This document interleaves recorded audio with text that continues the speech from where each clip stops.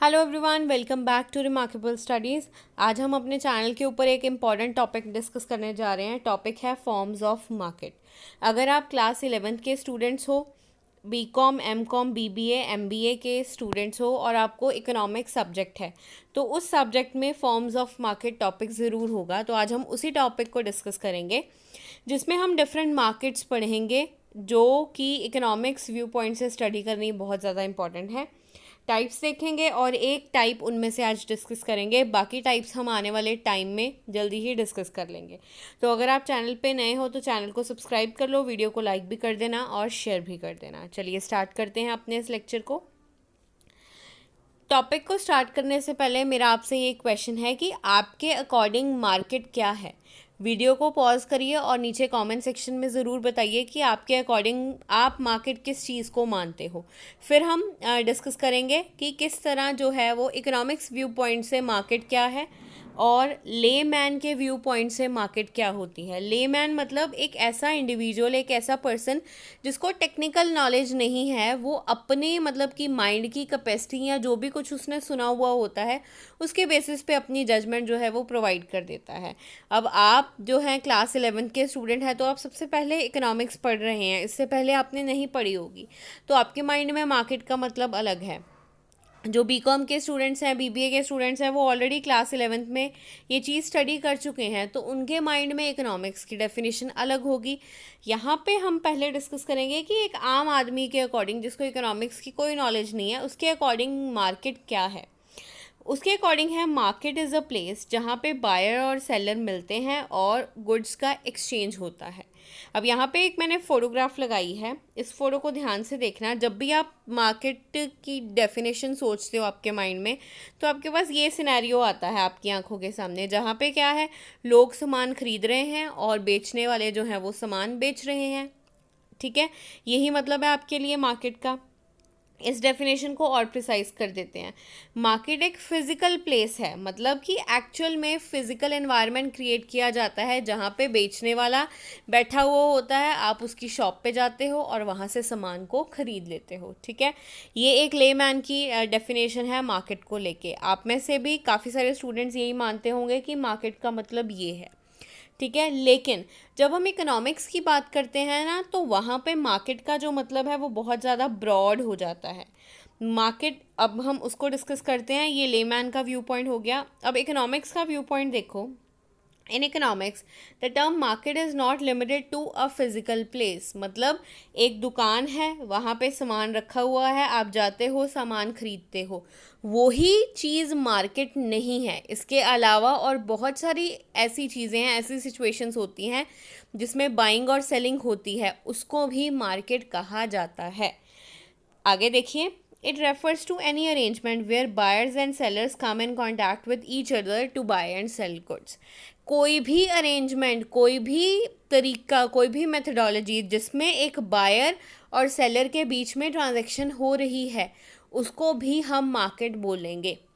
Suppose करो a person है, ठीक है, ये गया हुआ है अपने फ्रेंड की शादी में, मैरिज में ये गया है, वहाँ पे इसको एक पर्सन मिलता है बी, दोनों जो है वो टेबल पे बैठे हैं, बातचीत कर रहे हैं। ए ने बताया बी को कि जी मेरा इलेक्ट्रॉनिक्स का बिजनेस है। बी ने कहा कि मैंने तो फ्रिज लेना है। ए ने उसको डिटेल्स दी कि आजकल ये मॉडल्स अवेलेबल हैं। फ़ोन पे उसने काफ़ी सारी फ़ोटोग्राफ्स दिखा दी फ्रिज की कि ये सर आजकल मॉडल चल रहा है, मॉडल KLMN जो है वो सबसे ज़्यादा पॉपुलर है और प्राइस भी इसका 25,000 है, इसको ले लो, डील जो है डन कर दो, ये फ्रिज आपके लिए बहुत ज़्यादा बेनिफिशियल रहेगा। बी ने बोला ठीक है भाई, मैं फ्रिज तुम्हारी शॉप से ही लूँगा, तुम मुझे अपना एड्रेस दे दो और मैं कल आके तुम्हारी शॉप से जो है वो फ्रिज ले जाऊंगा और तुम्हें पैसे दे जाऊंगा। तो इसको भी, इस सिचुएशन को भी हम मार्केट ही बोलेंगे। क्यों? क्योंकि यहाँ पे एक्चुअल में क्या हो रही है, डीलिंग हो रही है, बाइंग सेलिंग हो रही है। चाहे वो एनवायरनमेंट कुछ और है, वहाँ पे कोई दुकान नहीं है, कोई कुछ नहीं है, टेबल पे दो पर्सन्स बैठे थे, उनकी कन्वर्सेशन हुई, उसने बताया मेरा बिजनेस ये है, बी ने बोला मुझे फ्रिज चाहिए, तो उसने अगले दिन जाके उसकी शॉप से फ्रिज ले ली। तो इस सिचुएशन को भी कहा जाएगा मार्केट। इसलिए मार्केट एक फिजिकल प्लेस नहीं है बल्कि ऐसी कोई भी अरेंजमेंट जहाँ पे बायर और सेलर मिलते हैं और एक दूसरे के साथ एक्सचेंज ऑफ गुड्स होता है, चाहे वो उसी टाइम पे हो जाए चाहे वो बाद में हो, उसका कोई डिफरेंस नहीं है। बस मार्केट की डेफिनेशन को यहाँ पे ब्रॉड किया गया है इकोनॉमिक्स ने। आगे देखो, the system of exchange could be establish through. System of exchange कैसे इस्टेब्लिश हो सकता है, अब मैंने आपको एग्जांपल दी है शादी वाली, उसके अलावा और कौन से मेथड यूज़ कर सकते हैं बाइंग और सेलिंग के लिए? Electronic mail. आजकल काफ़ी सारी कंपनीज कहती हैं कि आप मेल के थ्रू हमें ऑर्डर्स प्लेस कर सकते हो। टेलीफोनिक कॉल, आप कॉल करके भी ऑर्डर प्लेस कर सकते हो। ऑनलाइन ऑर्डर कैन ऑल्सो भी प्लेस, ऑनलाइन जब भी आप खरीदते हो तो वो भी क्या है, एक मार्केट ही है। आप जाके सामान टच नहीं कर सकते, कुछ नहीं कर सकते, आप जस्ट क्या करते हो, अपने फ़ोन में फ़ोटोग्राफ्स देखते हो और उसके अकॉर्डिंग जो है वो ऑर्डर जो है वो प्लेस कर देते हो। इसलिए इकोनॉमिस्ट्स ये कहते हैं कि मार्केट जो है वो एक बहुत ही ज़्यादा ब्रॉडर टर्म है, और इसमें ये नहीं है कि दुकान पे जाके ही सामान खरीदा जा सकता है, बल्कि ऐसे कोई भी अरेंजमेंट जिसमें एक्सचेंज हो रहा है, बाइंग एंड सेलिंग हो रही है, उसको कहा जाएगा market. So I hope meaning is clear to you. अगर मीनिंग समझ में आया है तो नीचे कमेंट करके ज़रूर बताइए। चलिए अब हम आगे डिस्कस करते हैं फीचर्स ऑफ मार्केट। ये बहुत ही मतलब कि इम्पॉर्टेंट टॉपिक है और कई बार एग्जाम में पूछ भी लेते हैं। पहला है बायर एंड सेलर। देखो भाई, मार्केट बनाने के लिए बायर भी चाहिए, सेलर भी चाहिए। ज़रूरी नहीं है कि आप जाके ही सामान खरीदो, आप ऑनलाइन भी खरीद सकते हो, फ़ोन के थ्रू भी ऑर्डर प्लेस कर सकते हो, लेकिन दो पार्टीज़ का होना बहुत ज़्यादा ज़रूरी है। एक पार्टी खरीदने वाली और दूसरी पार्टी सामान को बेचने वाली। Next, area. Market is not limited to a particular area. हाँ जी, आप जाओगे, मॉडल टाउन में जा रहे हो, हरगोबिंद नगर में जा रहे हो, डिफरेंट डिफरेंट जगहों पे जा रहे हो, वहाँ पे जाके सामान खरीद रहे हो, सेक्टर 30 में जा रहे हो, 20 में जा रहे हो, वो मार्केट नहीं है। बल्कि मार्केट एक ऐसी चीज़ है जो पूरे वर्ल्ड को कवर करती है। आपकी शॉप चंडीगढ़ में है, सेक्टर 30 में, ठीक है, आपकी शॉप है वहाँ पे, आपने अपनी वेबसाइट भी लॉन्च कर दी, फेसबुक पेज भी लॉन्च कर दिया, आप ऑनलाइन ऑर्डर्स भी ले रहे हो, तो वो सारी चीज़ों को कवर अप किया आपने अपनी गुड्स को कस्टमर्स तक पहुँचाने के लिए। तो वो सारी चीज़ें क्या है, मार्केट ही हैं। नेक्स्ट है perfect knowledge of market. Buyers और सेलर्स बहुत ज़्यादा मतलब कि चुस्त चालाक हैं, उनको बहुत अच्छी नॉलेज है। बायर्स को पता है कि जी हाँ जी ये ब्रांड्स हैं, ये प्राइजेस पे डिफरेंट कंपनीज ऑफर कर रही हैं अपने प्रोडक्ट्स, तो वो उस अकॉर्डिंग अपने प्रोडक्ट्स खरीदती हैं। और सेलर्स को भी ये नॉलेज है कि कस्टमर्स की क्या प्रेफरेंसेस हैं, हमने कैसे प्रोडक्ट्स बनाने हैं, कैसी सर्विसेज अपने कस्टमर्स को प्रोवाइड करनी है।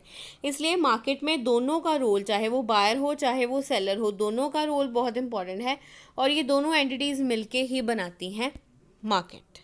ठीक है, चलिए फॉर्म्स ऑफ मार्केट। यस, ये बहुत इंपॉर्टेंट टॉपिक है, 1 मार्क में आ जाता है कि कौन कौन सी टाइप्स ऑफ मार्केट्स हैं। Basically there are 4 types of market, और आज जो हम डिस्कस करेंगे वो है परफेक्ट कंपटीशन। चलिए स्टार्ट करते हैं। जितनी भी ये मार्केट्स हैं ना, इन सभी मार्केट्स का आपको आता है मीनिंग क्या है और फीचर्स क्या है। ठीक है, चलिए आज हम सबसे पहले परफेक्ट कंपटीशन देखते हैं। बहुत ही इजी मार्केट्स हैं, ये कोई घबराने वाली बात नहीं है। और हाँ, एक इम्पॉर्टेंट चीज़, इनका डिफरेंस भी आता है एग्जाम में, वो भी हम डिस्कस करेंगे जल्दी ही। चलिए स्टार्ट करते हैं इसको। Perfect competition is a market place where there are large number of buyers and sellers. ध्यान से समझना, हर मार्केट के अलग अलग फीचर्स हैं। तो जो परफेक्ट कंपटीशन मार्केट है, ये एक ऐसी मार्केट होती है जहाँ पे बेचने वाले भी ज़्यादा हैं और ख़रीदने वाले भी ज़्यादा हैं। फिर the price of commodity is determined by demand and supply. अब हर एक चीज़ का प्राइस डिटर्मिन करना होता है कि हम ये चीज़ कितने पे बेचें। ये जो सारी चीज़ें हैं ना, ये डिस्क्राइब, ये मतलब कि कैलकुलेट की जाती हैं on the basis of demand, कि लोगों की कितनी इच्छा है सामान खरीदने की और मार्केट में कितनी उस चीज़ की अवेलेबिलिटी है। इन दोनों फैक्टर्स के बेसिस पे जो है वो कमोडिटी का प्राइस डिटर्मिन किया जाता है। बायर अपनी मर्ज़ी से कोई प्राइस नहीं लगा सकता, सेलर अपनी मर्ज़ी से कोई प्राइस नहीं लगा सकता। तो जो मार्केट का सिनेरियो है, जो सारे कस्टमर्स चाहते हैं, जो सारे सेलर्स चाहते हैं, उस बेसिस पे ही प्राइस डिटर्मिन किया जाता है।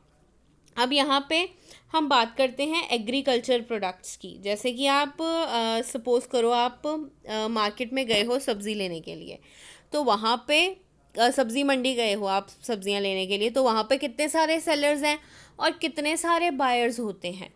तो वहाँ पे रेट कैसे डिटर्मिन किया जाता है कि जैसे हम अनियंस की बात कर लेते हैं, अनियंस ले लेते हैं और पोटैटोज़ ले लेते हैं, ठीक है। ठीक है। अनियन का प्राइस जो है वो मार्केट में है 30 रुपीज़ पर केजी, और जो पोटैटोज़ हैं उसका प्राइस है ₹20 पर केजी। तो उस पूरे मार्केट में आपको यही प्राइस देखने को मिलेगा। कोई भी सेलर इस प्राइस से ज़्यादा पे सेल नहीं करेगा, क्योंकि उनको पता है कि जैसे सब्ज़ी मंडी वाले अपनी जब शॉप्स वगैरह सेट करते हैं तो वो पहले इस सामान को परचेज़ करते हैं। उनको पता है कि हमें डीलर ने ये सामान जो है वो 25 रुपये का बेचा है, तो हम अपना मार्जिन बीच में 5 रुपये ऐड करके 30 रुपये पे हम अनियन सेल कर देते हैं। पोटैटो का उनको 15 रुपये मिला था, तो उन्होंने अपना 5% प्रॉफिट ऐड करके उन्होंने क्या कह दिया कि 20 पर हम अपना ये पोटैटोज़ जो है वो सेल आउट कर देंगे। तो पूरा मार्केट है उसमें सेम ही रेट होगा, 30 रुपये वो अनियन के लेंगे, 20 रुपये वो पोटैटोज़ के लेंगे। अगर किसी भी मतलब कि सेलर ने चालाकी करने की कोशिश की, वो 30 रुपये के अनियन अगर 35 पे बेचेगा तो डेफिनेटली कस्टमर उससे नहीं खरीदेगा, क्योंकि कस्टमर को पता है कि वो 2-3 शॉप्स से सब्ज़ी खरीद के आ रहा है। उसको पता है कि अनियन का प्राइस जो है वो इस पर्टिकुलर जगह पे 30 रुपीज़ चल रहा है। तो अगर वो सेलर जो है वो 35 रुपये का 35 रुपीज़ का वो अनियन उसको सोल्ड करने की कोशिश करेगा, तो वो बिल्कुल भी उस चीज़ को नहीं खरीदेगा। इसलिए यहाँ पे प्राइस जो है वो पहले ही डिसाइड होता है। कोई भी बायर, कोई भी सेलर अपने बेसिस पे उसको इन्फ्लुएंस नहीं कर सकता। जो ऑलरेडी डिसाइडेड है वो पूरे मार्केट में वही चीज़ फॉलो की जाएगी। ठीक है, चलिए अब फीचर्स हैं, हर एक मार्केट के फीचर्स हम डिस्कस करेंगे। आज हम पहले डिस्कस करते हैं परफेक्ट कंपटीशन मार्केट के। क्या है होमोजीनियस प्रोडक्ट? इट मीन्स जितनी भी सेलिंग हो रही है मार्केट में वो सेम प्रोडक्ट्स की ही हो रही है। हमने पीछे बात की है सब्जियों की, तो पूरा मार्केट किस चीज़ का है? सब्जियों का ही। सारे सेलर्स क्या बेचेंगे? सब्जियां ही बेच रहे हैं। हर यूनिट सेम होता है इस केस में, उनका शेप सेम है, कलर सेम है, साइज सेम है, वेट सेम है। अगर यहाँ पे इलेक्ट्रॉनिक्स का मार्केट आ जाएगा तो सारी चीज़ें किसकी होंगी? इलेक्ट्रॉनिक्स की ही होंगी। शेप, साइज, कलर सब कुछ सेम होगा। इसलिए परफेक्ट कंपटीशन में हम ऐसी एग्जाम्पल स्टडी करते हैं जो सेम होती हैं बिल्कुल। Every unit is identical. If there is a slight increase in price of commodity by one company, customer shifts to others. Yes, आप फ्रिज लेने गए हो, LG है और वर्लपूल है, ठीक है। आप आज गए थे तो दोनों जो प्राइस हैं फ्रिज का वो 20,000 ही है, ठीक है। आपने कहा कि आज नहीं लेना, मैं नेक्स्ट वीक आऊँगा फिर ले जाऊँगा। नेक्स्ट वीक आप गए हो, वर्लपूल वालों ने सेम जो फ्रिज है उसका प्राइस बढ़ा के 21,000 कर दिया, तो कौन सी फ्रिज लोगे आप? 20,000 वाली ही लोगे। फ़ायदा किसको हुआ? LG वालों को। इसलिए कोई भी कंपनी अगर स्लाइट इंक्रीज भी करती है प्राइस का तो दूसरी कंपनी उस चीज़ का फ़ायदा उठा सकती है। कस्टमर्स जो हैं वो ईजिली दूसरी कंपनी की तरफ शिफ्ट हो जाएंगे, क्योंकि हम चाहे सुई खरीदें चाहे हम कार खरीदें, हम कंपैरिजन ज़रूर करते हैं डिफरेंट कंपनीज़ का, क्योंकि हर एक कस्टमर ये चाहता है कि उसके मनी का प्रॉपर यूज़ हो, कम पैसे में उसको ज़्यादा बेनिफिट मिले। इसलिए परफेक्ट कंपटीशन में जितनी भी चीज़ें बेची जाती हैं उनका प्राइस जो है वो सेम ही रखा जाता है, ताकि हमें अब 2 फ्रिज थी, 2020 दोनों का प्राइस है। आपके माइंड में जो भी कंपनी का होगा, अच्छी इमेज बनी होगी, आप खरीद लोगे, क्योंकि प्राइस क्या है? दोनों का सेम है।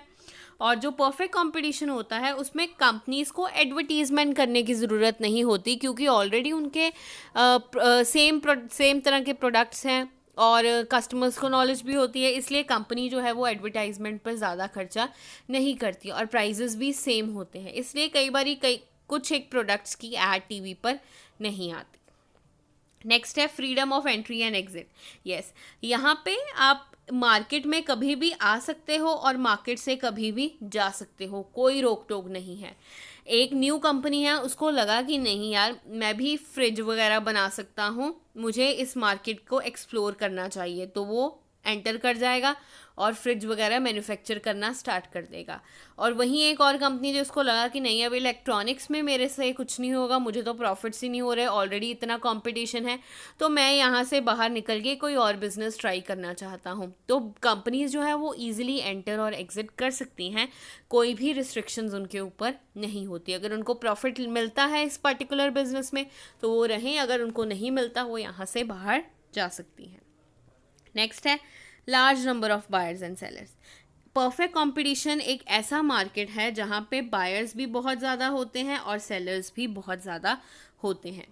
Demand of individual buyer increase और डिक्रीज, यहाँ पे दो तरह की डिमांड को कंसिडर किया गया है, एक इंडिविजुअल की और दूसरी मार्केट की। मार्केट मतलब कितने सारे इंडिविजुअल्स की डिमांड मिलके क्या बनाती है, मार्केट डिमांड बनाती है। एक इंडिविजुअल पहले 10 यूनिट्स खरीद रहा था, अब उसको ये प्रोडक्ट अच्छा नहीं लगता तो उसने 5 यूनिट्स खरीदते स्टार्ट कर दिए, तो इसका ओवरऑल मार्केट की डिमांड पर कोई असर नहीं होगा। हो सकता है कि इस बंदे ने 5 प्रोडक्ट्स कम किए हैं तो इन तीनों ने 5-5 प्रोडक्ट्स एक्स्ट्रा लेने स्टार्ट कर दिए हैं, ऐसा भी हो सकता है। इसलिए एक इंडिविजुअल की डिमांड चेंज होने से मार्केट की डिमांड बिल्कुल भी चेंज नहीं होती। मार्केट की डिमांड जैसी है वो वैसी ही रहती है, ठीक है। इसी तरह सप्लाई, एक इंडिविजुअल सप्लायर मतलब जो सामान बना रहा है, वर्लपूल ने अपनी प्रोडक्शन कम कर दी, उधर से एलजी ने अपनी प्रोडक्शन बढ़ा दी, ठीक है। और जितनी भी इलेक्ट्रॉनिक्स कंपनीज हैं, हिताची है, उन्होंने भी अपनी प्रोडक्शन को इंक्रीज कर दिया। तो इस एक कंपनी के प्रोडक्शन डिक्रीज करने से टोटल प्रोडक्शन में कोई भी असर नहीं हुआ, इसलिए इस वजह से जो प्राइस है वो चेंज नहीं होता, प्राइस जो है वो सेम रहता है। दोबारा मैं ये चीज़ रिपीट कर रही हूँ, परफेक्ट कंपटीशन में काफ़ी सारे बायर्स, काफ़ी सारे सेलर्स होते हैं। एक इंडिविजुअल बायर के डिमांड को इंक्रीज या डिक्रीज करने से टोटल डिमांड पे कोई असर नहीं होता। उसी तरह एक इंडिविजुअल सप्लायर के इंक्रीज डिक्रीज करने से भी मार्केट की सप्लाई के ऊपर कोई भी चेंज नहीं होता। इसलिए प्राइस इस मार्केट में सेम ही रहता है। अगर बढ़ेगा तो सारी कंपनीज को बढ़ाना पड़ेगा, अगर घटेगा तो सारी कंपनीज को ही घटाना पड़ेगा, ठीक है। नेक्स्ट है सेम प्राइस। ये हम काफ़ी बारी बात कर चुके हैं जब से हमने ये वीडियो स्टार्ट की है कि परफेक्ट कंपटीशन में सारी गुड्स जो हैं वो सेम प्राइस पे सोल्ड की जाती हैं। वही 20,000 वाली एग्जांपल, दोनों कंपनीज 20-20 हज़ार में बेच रही हैं, इसने 21,000 कर दिया तो डेफिनेटली कस्टमर किधर मूव कर जाएगा, दूसरे प्रोडक्ट की तरफ मूव कर जाएगा। इसलिए हर एक कंपनी चाहती है उसको ज़्यादा प्रॉफिट हो, वो अपनी गुडविल इंक्रीज़ करने की कोशिश करती है कि वो क्वालिटी गुड्स अपने कस्टमर्स को प्रोवाइड करें, इसलिए प्राइस जो है वो सेम रखा जाता है। नेक्स्ट है परफेक्ट इन्फॉर्मेशन अवेलेबिलिटी, मतलब बायर और सेलर फुली अवेयर है मार्केट के बारे में। बायर्स को पता है कि कौन से प्राइस पे कौन सी कंपनी बेचती है सामान, और सेलर को भी ये पता है कि वो एक कस्टमर से अलग अलग प्राइस नहीं चार्ज कर सकता कि एक बंदे को फ्रिज 21 में बेच दो, एक को 20 में बेच दो, एक को 19 में सेल आउट कर दो, ऐसा नहीं हो सकता। सेम प्राइस है तो सारे कस्टमर्स को सेम प्राइस पे ही चीज़ सेल आउट करनी होगी। ये नॉर्म्स हैं, ये रेगुलेशंस हैं जो अगर आपने परफेक्ट कंपटीशन में सक्सेसफुल होना है आपको फॉलो करने पड़ेंगे। नेक्स्ट है independent decision making. There is no agreement between two firms. ये नहीं हो सकता कि परफेक्ट कंपटीशन में आप दो कंपनियां हैं, आप मिलके एक दूसरे के साथ एग्रीमेंट कर लो या डिसाइड कर लो कि मैं भी 100 यूनिट्स बनाऊंगा और तुम भी 100 यूनिट्स बना लेना, और हम ये दोनों जो 100 यूनिट्स हैं ये 21,000 में सोल्ड आउट करेंगे। ऐसा कोई भी एग्रीमेंट कंपनीज एक दूसरे के साथ नहीं करती, वो इंडिपेंडेंटली अपने डिसीजन लेती हैं। ये उनके ऊपर है कि उन्होंने प्राइस बढ़ाना है या घटाना है। मार्केट यही कहता है कि ना बढ़ाओ ना घटाओ, सेम प्राइस पे बेचते रहो। अगर किसी को कुछ ज़्यादा ही प्रॉफिट अर्न करने की है तो हो सकता है कि वो कम कर दें, अगर ज़्यादा उनके माइंड में कुछ वो अच्छी चीज़ सोच रहे हैं तो हो सकता है वो प्राइस को इंक्रीज़ कर दें। ये सारी चीज़ें डिपेंडेंट हैं कंपनी के ऊपर। मार्केट यही कहता है कि आप खुद अपने बेसिस पे डिसीजन लीजिए जैसा आपको ठीक लगता है। नेक्स्ट है परफेक्ट मोबिलिटी। परफेक्ट मोबिलिटी का मतलब है कि factors of production price is uniform no matter who hires it. आपको पता है इकोनॉमिक्स के हम स्टूडेंट्स हैं, तो फैक्टर्स ऑफ प्रोडक्शन, इकोनॉमिक्स में ना 4 फैक्टर्स ऑफ प्रोडक्शन है, मतलब ऐसी 4 चीज़ें जिनको यूज़ करके एक प्रोडक्शन की जाती है। जैसे कि सबसे पहले आपको क्या चाहिए, लैंड चाहिए। लैंड पर काम करने के लिए आपको क्या चाहिए, लेबर चाहिए। इन दोनों को खरीदने के लिए, वेजेस पे करने के लिए आपको क्या चाहिए, पैसा चाहिए, कैपिटल चाहिए। और इन तीनों चीज़ों को मैनेज करने के लिए फोर्थ चीज़ क्या है, एंटरप्रेन्योरशिप, मतलब कि एक पर्सन चाहिए जो इन सारी चीज़ों को मैनेज करे। जो परफेक्ट कंपटीशन है उनमें इन सारी चीज़ों का प्राइस जो है वो सेम रहता है। चाहे ए कंपनी ले ले लैंड, चाहे बी ले ले, चाहे सी ले ले, उनको सेम प्राइस पे ये सारी चीज़ें मिलेंगी। सेम पैसा लगाना होगा, लेबर्स को सेम उनको तनख्वाह देनी होगी, लैंड भी अगर वो ख़रीद रहे हैं तो उनको सेम प्राइस पे ही मिलेगी। मतलब कोई भी मैटर हो जाए, परफेक्ट कंपटीशन में ये सारे फैक्टर्स ऑफ प्रोडक्शन का प्राइस जो है वो सेम रहता है। ये बहुत ही इंपॉर्टेंट पॉइंट है क्योंकि डिफरेंट मार्केट्स में डिफरेंट सिचुएशंस हैं, डिफरेंट सिनेरियो है। मैं यहाँ पे आपको बता रही हूँ परफेक्ट कंपटीशन के बारे में कि जिसमें फैक्टर्स ऑफ प्रोडक्शन जो है वो उनका प्राइस सेम रहता है। अब ये एक बहुत ही इंपॉर्टेंट क्वेश्चन है जो पेपर में काफ़ी बार आ जाता है। क्वेश्चन है कि फर्म जो है परफेक्ट कंपटीशन के अंदर प्राइस टेकर होती है या प्राइस मेकर होती है। ऐसा आपको क्वेश्चन आता है पेपर में, तो वहाँ पे आपने आंसर देना होता है और कुछ फीचर्स एक्सप्लेन करने होते हैं। अब मैंने ये बात आपको पहले ही बोली है कि परफेक्ट कंपटीशन में जो प्राइस है वो सप्लाई और डिमांड के बेसिस पे डिटर्मिन होता है। फर्म का इसमें कोई रोल नहीं है। फर्म का, कंपनी का मोटिव है प्रोडक्शन करो और सामान बेचो, प्रॉफिट अर्न करो। इसलिए परफेक्ट कंपटीशन में फर्म जो है वो क्या है, प्राइस टेकर है। जो मार्केट का प्राइस होता है उसके अकॉर्डिंग वो अपनी गुड्स को सेल आउट कर देती है, वो प्राइस खुद नहीं डिटर्मिन करती। इसलिए इस क्वेश्चन का आंसर क्या दोगे आप, firm is a price taker not a maker.